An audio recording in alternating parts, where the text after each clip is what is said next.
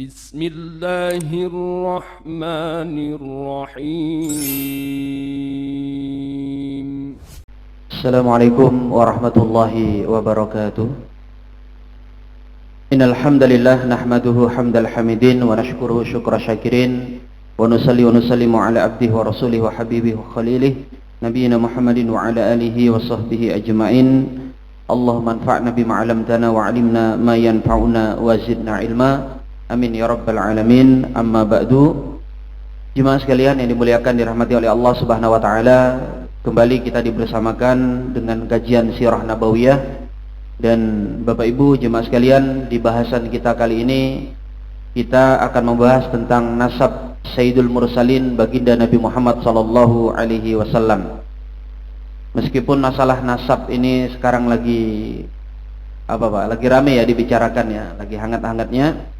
Tapi sebenarnya nasab yang hendak kita bahas bukan nasab keturunan Nabi sallallahu alaihi wasallam, bukan cucu-cucu beliau. Walaupun nanti kalau hendak kita bahas ya tidak ada salahnya, karena itu juga dibahas oleh para ulama. Tapi nasab yang kita maksud atau yang kita bahas di sini adalah nasabnya Nabi ke kakek-kakek beliau. Dan perlu kita tahu jemaah dimuliakan Allah, nasabnya Nabi alaihi salatu wasallam itu dibagi oleh para ulama menjadi 3 bagian. Yang pertama adalah yang disepakati kesahihannya. Jadi ulama tidak berbeda pendapat, baik itu ulama hadis maupun ulama sejarah, yaitu Nabi alaihissalatu wassalam dari ayah beliau Abdullah sampai ke kakek beliau yang namanya Adnan. Itu kurang lebih ada 21 kakek di situ. Hitung ayah beliau. Jadi dari Nabi, dari Abdullah sampai kemudian Abdul Muthalib sampai Adnan, itu disepakati kesahihannya. Kemudian yang diperbeda pendapatkan oleh para ulama. Jadi ulama khilaf. Apakah ini sahih? Tidak, yang jelas tidak sahih. Ulama hanya berbeda pendapat apakah ini hasan atau dhaif atau lemah gitu. Yaitu dari Adnan ke Nabi Ismail alaihissalam. Kalau Ibnu Hisham menyebutkan hanya sekitar 7 nasab, 7 kakek saja, yaitu dari Adnan bin Ad atau bin Udad, kemudian bin Muqawwim, bin Tarah, bin Ya'rub, bin Yasjub, bin Nabat, bin Ismail, bin Ibrahim. Itu hanya pendek, tapi sebagian riwayat sebagaimana disebutkan oleh Syekh Sofiyur Rahman Al-Mubarakpuri, itu juga sampai puluhan nasab ya. Itu saja sudah kita lihat angkanya terjadi khilaf. Kemudian bagian yang ketiga adalah nasabnya Nabi sallallahu alaihi wasallam dari Abul Anbiya, dari Ibrahim ke Nabi Adam alaihissalam. Jadi ada ulama-ulama menyebutkan itu nasabnya. Dan untuk bagian yang ketiga ini disepakati oleh para ulama ada bagian yang dusta. Jadi cara membaginya, kalau bagian pertama disepakati kesahihannya, bagian yang kedua tadi diperbeda pendapatkan, ada beberapa jalur atau transmisi nasab yang berbeda-beda. Dan yang terakhir ini yaitu dari Ibrahim ke Adam disepakati mau pakai yang manapun pasti ada bohongnya. Dan kalau kita kembalikan kepada pendapat para ulama, maka yang terbaik itu kalau menyebutkan nasab Nabi SAW hanya sampai Adnan saja, sampai Adnan. Dan dalam hadis juga Rasul itu diam, beliau tidak melanjutkannya. Bahkan Nabi mengatakan, sungguh ahli nasab itu banyak yang berdusta. Sungguh ahli nasab itu banyak yang berdusta. Maka jika kita tarik dengan masalah kekinian jemaah dimuliakan Allah, dengan hebohnya keturunan Nabi SAW, apakah ini derajatnya sahih, diperbeda pendapatkan atau didustakan? Yang jelas Pak, ada kaidah-kaidah yang perlu kita perhatikan di sana. Jangan karena kita ngeblok ke satu pendapat kemudian kita bersikap menabrak kaidah-kaidah tersebut. Pertama jemaah dimuliakan Allah, mayoritas ulama Ahlus Sunnah wal Jamaah bersepakat kalau keturunan Nabi SAW itu masih ada sampai hari ini.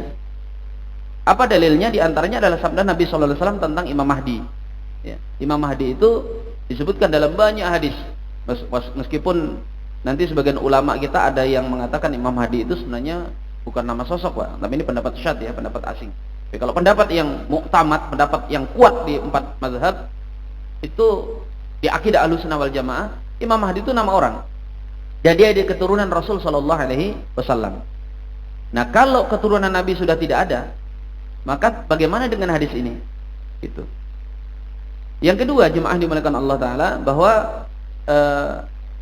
keturunan Nabi SAW yang hari ini itu yang ada, apakah sampai derajat sahih, atau sekedar hasan, lemah, atau palsu? Nah, untuk itu tentu ada kajiannya, ya, ada ilmunya, ilmu nasab gitu. Dan yang ketiga yang harus kita ingat adalah menjaga nasab itu bagian daripada agama kita. Menjaga nasab itu sebagian daripada ajaran agama kita. Nasab dan hasab. Ya. Makanya kalau kita hari ini kenal nasab kita itu paling pol sampai kakek kita, memang itu masalah kita, Pak. Saya mau nanya sekarang, siapa yang hafal kakek-kakeknya sampai ke Ronggolawi atau ke Hayam Wuruk gitu? Zaman Majapahit kan nggak ada ya. Karena kita kurang menjaga nasab. Tapi menjaga nasab itu ilmu dan itu diperintahkan. Itu kenapa kemudian dalam agama kita itu nanti ada perintah untuk melihat nasab dan hasab. Walaupun nasab itu kadang artinya nasab, garis keturunan, hasab juga demikian. Tapi kadang dipecah oleh para ulama. Seperti kata Islam dengan iman lah ya. Iman itu ya Islam, Islam itu ya iman. Tapi kadang kalau disebut di secara khusus atau beriringan, makna Islam itu lebih umum dari makna iman, kan gitu. Maka orang iman sudah pasti Islam, orang Islam belum tentu iman. Nah, nasab sama hasab itu sama saja sebenarnya. Banyak kadang digunakan beririsan. Tapi dalam konteks tertentu kadang berbeda, Pak. Hasab itu nanti lebih kepada apa? Lebih kepada karakter atau kebiasaan keturunan kita, kakek-kakek kita. Ya. Makanya kan nanti ulama mempelajari hasab supaya kita itu enak, Pak, nyari kerja. Jadi sebenarnya, Pak, enak kalau kita itu tahu hasab kita itu apa. Oh, kita ini orang petani gitu. Maka sukses di pertanian peluangnya lebih besar karena memang secara darah, secara genetika, keilmuan kita itu ahli pertanian. Atau hasab kita itu bapak-bapak kita dulu pedagang. Maka anak kita itu kalau diarahkan ke dunia perdagangan akan lebih mudah. Ya. Yang repot itu kan kita nggak jelas, Pak, kita ini. Kita itu apa gitu. Sehingga kemudian anak kita ketika kita didik agak repot. Ini kenapa Rasul misalnya mengatakan perdagangan itu hendaknya dipegang oleh orang-orang Quraisy. Makanya ketika orang Madinah hendak memberikan kebun-kebunnya kepada orang Quraisy, sahabat-sahabat Nabi yang hijrah dari Mekah, itu Nabi kan melarang. Jangan, ya. Tetap kalian pegang kebun kalian. Yang dagang biar mereka. Nah, ini dia tuh, bagaimana Nabi SAW memandang hasab itu. Karena bahaya kalau orang Quraisy kemudian bertani, kemudian yang dagang itu orang Madinah, orang Ansor yang tidak punya keahlian dalam perdagangan. Itu bisa hancur. Maka bisa jadi di antara ruwetnya masalah di negeri kita ini karena nggak ditahu nih suku yang hasabnya pedagang mana, yang ahli pertanian mana, itu nggak jelas. Atau bahkan jangan-jangan dibalik-balik. Tanah Jawa yang aslinya orang-orang sana adalah para petani, malah kemudian lahannya ditanamin gedung. Orang-orang Kalimantan yang aslinya apa kalau orang Kalimantan kira-kira? Pedagang atau apa gitu ya. Malah di sini dibuka sawah berhektar-hektar, akhirnya gagal. Ya. Ilmu hasab ini kemudian nanti dibahas oleh para ulama, diantaranya Ibnu Awam itu punya kitab khusus ya, karena kaitannya bukan hanya tentang sebatas saya anaknya si fulan, tapi menentukan kemana arah kita membangun peradaban. Baik jemaah yang dimuliakan Allah, kaidah selanjutnya harus kita tahu bahwa nasab Nabi SAW ini memang harus dijaga secara khusus, Pak. Berbeda dengan nasab kita yang walaupun kita nggak tahu anaknya siapa, kakek kita siapa dan sebagainya, nggak terlalu punya konsekuen. Tapi nasab Nabi kan ada hak-hak yang disebut oleh Nabi dengan itratun Nabi, garis keturunan beliau yang harus dihormati secara khusus, walaupun bukan berarti hanya ahlu bait ya, keturunan Nabi yang dihormati, semua harus dihormati. Tapi kan ada hak-haknya. Misalnya apa? Mereka tidak boleh memakan zakat, makan sedekah dan seterusnya. Nah, sehingga kalau ada sebagian kalangan misalnya yang mencoba untuk menelisik, meneliti, kita jangan memandang itu sebagai bentuk kebencian. Mereka berarti anti kepada ahli bait, anti kepada dzurriyyat Rasul. Enggak. Harus memandangnya dengan kacamata ilmiah. Bagus. Ya. Kadang kita ini suka dicampur-campur cuma. Orang bicara ilmiah, bicara ilmu, bicara data, kita pakai bicara rasa, gitu. Giliran orang bicara rasa, kita pakai data ilmiah, kan nggak nyambung. Masalah nasab ini masalah ilmu. Ilmu itu kan bicara tentang data, fakta, gitu. Maka biarkan saja. Walaupun kita tidak menutup kemungkinan adanya pihak-pihak yang menjadikan masalah nasab ini sebagai sarana untuk memecah belah kaum muslimin, gitu ya. Baik jemaah yang dimuliakan Allah, ini pemanasan aja. Kalau nggak malah emosi, Pak ya.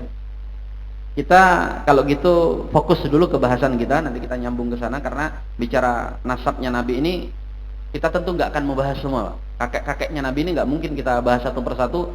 Lawang kalau dari Adnan ke Abdul Muthalib saja atau ke Abdullah saja 21 itu sudah berapa bahasan. Tapi kita akan fokuskan ke beberapa nama besar. Yang pertama tentu Ibrahim, karena bicara tentang orang Arab nggak bisa lepas dari Ibrahim. Bicara tentang sejarah Mekah nggak bisa lepas dari Ibrahim. Kemudian nanti kita membahas Nabi Ismail. Kemudian tentang Quraisy tentunya kita harus bicarakan siapa kakek Nabi yang bernama Quraisy ini, karena nanti jadi kepala suku. Kemudian juga kita harus bicara tentang siapa Abdul Muthalib, ya, karena ini kakek beliau juga yang sangat sentral. Juga sebagian nama yang juga sempat disebut-sebut di sejarah seperti Abdul Manaf, kemudian Qusay dan seterusnya. Baik, kita mulai dulu dari Abul Anbiya, dari kakeknya Nabi SAW, yang aslinya sebenarnya jemaah, Nabi Ibrahim itu bukan orang Mekah, beliau orang Babilonia, daerah Irak. Dan kita tahu riwayatnya, beliau di sana berdakwah, kemudian terjadi masalah dengan Raja Namrud, ya, yang berujung kepada pembakaran beliau dilempar ke dalam kobaran api dan tidak terbakar. Setelah peristiwa itu Namrud dibinasakan oleh Allah, ya, terbunuh dengan wasilah atau sebab yang sangat kecil. Ada lalat yang masuk ke telinganya, ngaduk-ngaduk isi otaknya, dan kemudian dalam beberapa hari Namrud ini meraung-raung kesakitan sampai kemudian mati dengan cara yang sangat hina. Nah, setelah peristiwa itu Ibrahim itu hijrah ke Palestina. Beliau berdakwah di bumi Palestina sampai sekian lama, kemudian turun perintah dari Allah Subhanahu wa taala untuk beliau masuk ke Mesir. Jadi Nabi Ibrahim itu nabi yang lumayan traveling, ya. Nabi-nabi itu pada umumnya biasanya stay di satu tempat dari lahir sampai wafat, gitu. Kalau toh kemudian hijrah, biasanya di satu kawasan. Tapi Ibrahim itu keliling. Begitu di Palestina, beliau ke Mesir. Nah, kisah di Mesir ini panjang. Ya, beliau bertemu dengan salah seorang raja Mesir kala itu yang punya kelainan seksual. Ya, di Mesir itu penguasanya, Fir'aunnya suka kepada perempuan tapi yang sudah jadi istrinya orang. Makanya disebut sebagai salah satu penyimpangan seksual. Tapi dia mencoba mencari pembenaran, Pak. Dia mengatakan bahwa perempuan itu yang cantik, yang laku, gitu. Kalau cantik belum ada yang nikah, berarti dia nggak laku. Masuk nggak ini? Jadi kata Firaun itu gitu, sehingga dia cari perempuan-perempuan itu yang cantik-cantik yang sudah jadi istrinya orang. Nah, jemaah yang dimuliakan Allah, sejarah mengisahkan kepada kita, begitu Ibrahim masuk ke negeri Mesir, beliau berhadapan dengan masalah tersebut. Sarah, jemaah, disebut dalam beberapa riwayat sebagai istri atau wanita yang sangat cantik. Maka tentu Sarah langsung mendapat masalah ini.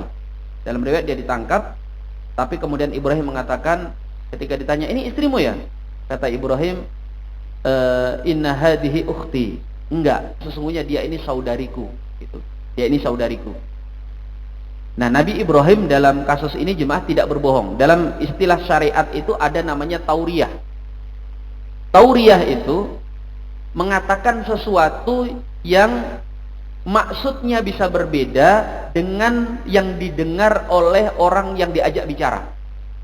Itu tauriyah, dan tauriyah itu boleh. Tauriyah itu boleh digunakan kalau tujuannya baik, ya baik, dapat pahala. Kalau tujuannya mubah, ya tidak dapat pahala, tidak dapat dosa. Tapi kalau tujuannya menipu, ya dosa. Misalnya apa? Ada ulama berdiri di suatu tempat. Tiba-tiba ada orang lari, dia mengatakan, "Aku hendak dibunuh oleh si fulan." Maka kemudian dia bersembunyi di suatu tempat. Ulama ini geser, Pak. Geser dari tempat tersebut ke tempat sebelahnya. Si penjahat itu nanya, "Anda lihat nggak? Tadi ada orang yang begini-begini di sekitar sini." Kata ulama ini, "Sejak saya berdiri di sini, saya tidak ketemu dengan orang kecuali engkau." Nah, ini tauriah, Pak. Apakah ulama ini berbohong? Kan tidak. Dia pindah di tempat lain dan mengatakan, sejak saya berdiri di sini, saya belum ketemu kecuali kamu, gitu. Nah, yang mendengar mengira bahwa ulama ini memang dia nggak ketemu siapa-siapa dan dia percaya, gitu. Nah, dari sini ulama ini menyelamatkan nyawa orang tersebut dan itu hukumnya baik, Pak. Tauriah ini hukumnya baik. Dan tauriah ini banyak digunakan oleh ulama-ulama. Ya. Ulama itu misalnya kalau didatangi oleh tamu gitu. Kadang orang kan kalau bertamu, kalau ngobrol ngalor ngidul, Pak. Kan nggak mungkin ulama ngusir tamu kan. Kemudian si orang ini yang ngajak ngobrol ini ngomong, Pak Ustadz ada kegiatan, ada mau rencana keluar. Kemudian ulama ini mengatakan, saya sebenarnya ada hajat keluar, tapi kalau Anda masih ada butuh, silahkan kita ngobrol sampai selesai. Nah, tamu ini jadi nggak enak, Pak. Ya. Padahal si ulama ini nggak keluar, niatnya mau keluar pengajian, enggak. Dia cuma keluar rumah dan kemudian masuk lagi supaya bisa istirahat. Ya. Ini namanya tauriah. Salah seorang guru saya itu, Pak, kalau dia ngusir tamu, kalau datang itu, tamu kan kadang ulama itu nggak berhenti. Itu kalau ngobrol sama orang, kemudian ingin tamunya cepat pulang, beliau akan kata, gitu Pak ya. Terus gimana lagi? Orangnya ceritakan, oh iya Pak ya. Terus gimana lagi?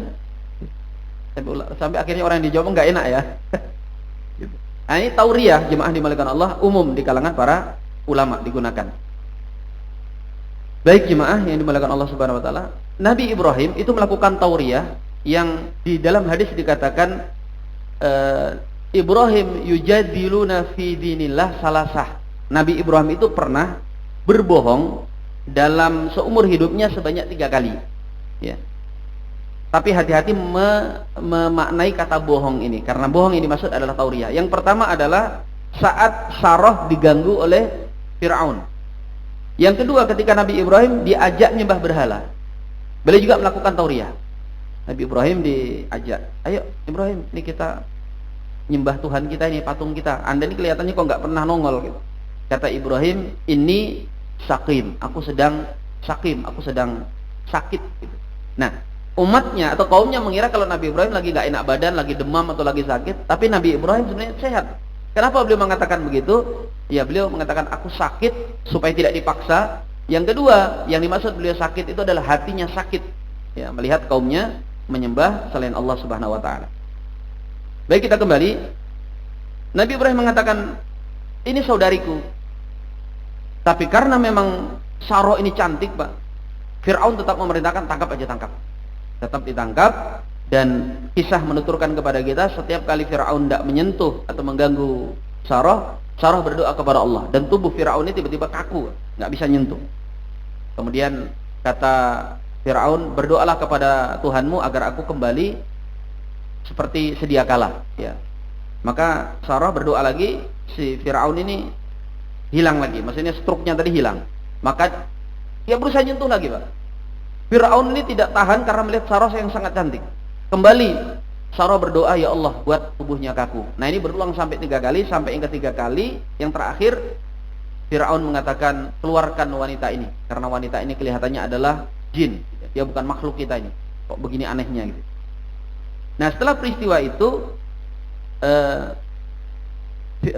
Fir'aun memerintahkan agar Sarah dan Ibrahim diusir dari Mesir. Ini satu riwayat. Riwayat yang lain mengatakan Fir'aun ini kemudian kagum kepada Sarah. Dia kagum kepada Sarah, kemudian Ibrahim dipanggil dan mereka kemudian dihadiahi seorang budak yang bernama Hajar. Ya, jadi kalau dalam riwayat ini dihadiahi.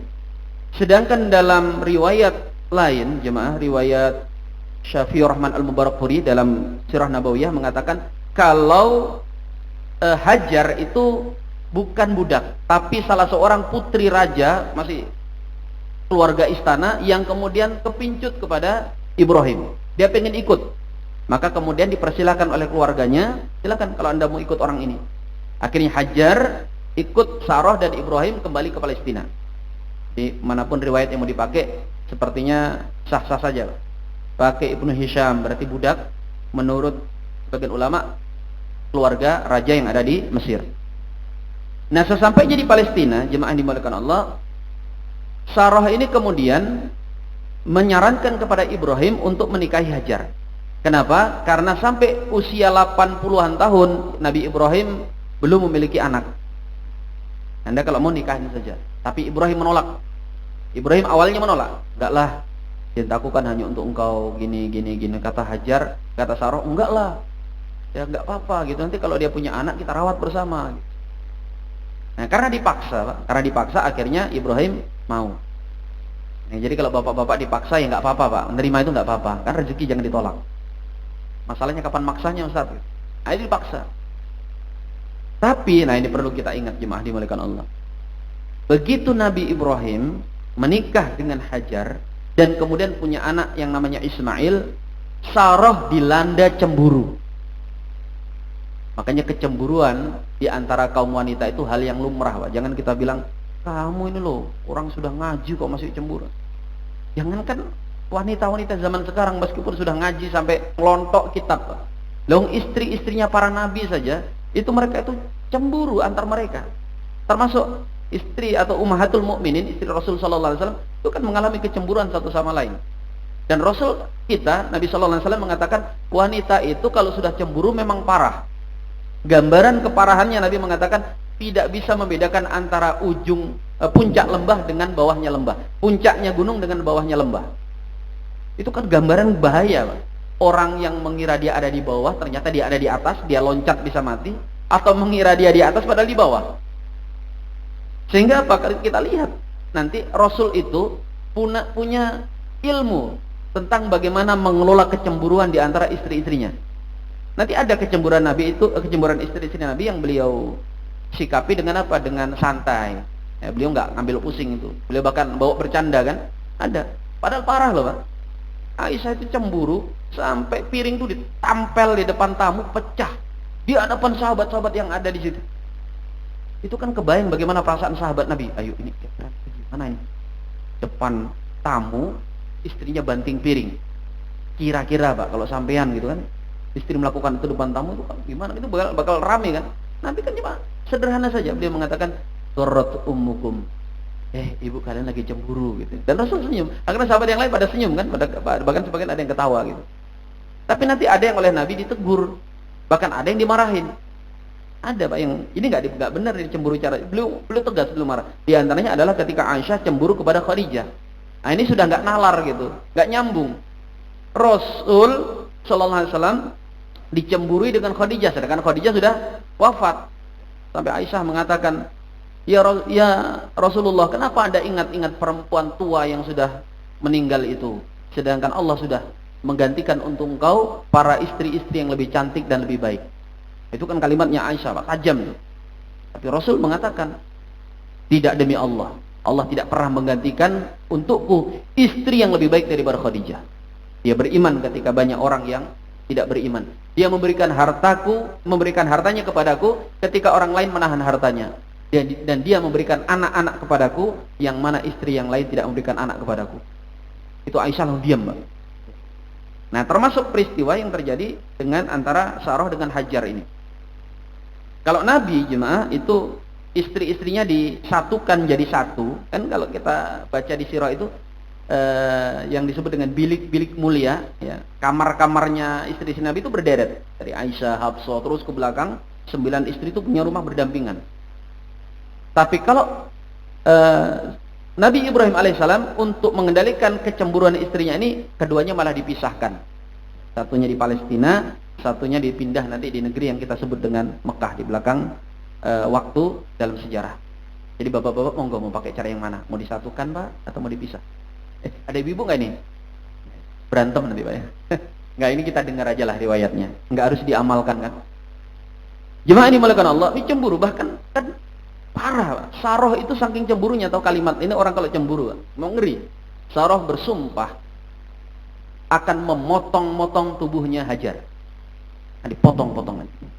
Kecemburuan itu kalau cuma ngambek gitu, banting HP, itu biasa, Pak. Ini sampai bersumpah, dan sumpahnya keluarga-keluarga mulia itu kan harus dilaksanakan. Itu kan gimana coba tapi ya namanya orang cemburu kan nggak terus-terusan. Begitu habis cemburu, Sarah nangis. Ya, Sarah nangis karena Ibrahim memutuskan, udah kalau gitu kalian berdua nggak bisa sama-sama. Ini saya harus pisah. Itu kan nangis. Sarah minta jangan dipisah. Ibrahim enggak, harus saya pisah. Yang kedua, Anda harus laksanakan sumpah Anda. Tambah nangis Pak Sarah ini. Gimana dia mau motong-motong tubuhnya Hajar tersebut. Akhirnya kata Ibrahim, ini menurut satu riwayat Pak ya. Ini satu riwayat, tentu masih perlu dipastikan validitasnya, tapi bukan hukum.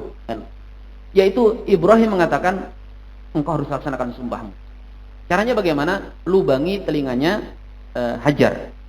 Sehingga menurut riwayat ini, yang pertama kali melubangi telinga untuk kaum wanita dan kemudian dikenakan anting-anting itu adalah Siti Hajar. Ya, yang Siti Sarah melubangi Siti Hajar. Maka kemudian Sarah melubangi telinga madunya, ya, madunya. Ini dilubangi dengan nangis lah, nyesal ya. Setelah dilubangi dan kemudian diberikan anting-anting dan Nabi Ibrahim kemudian berangkat memisahkan antara dua istri ini.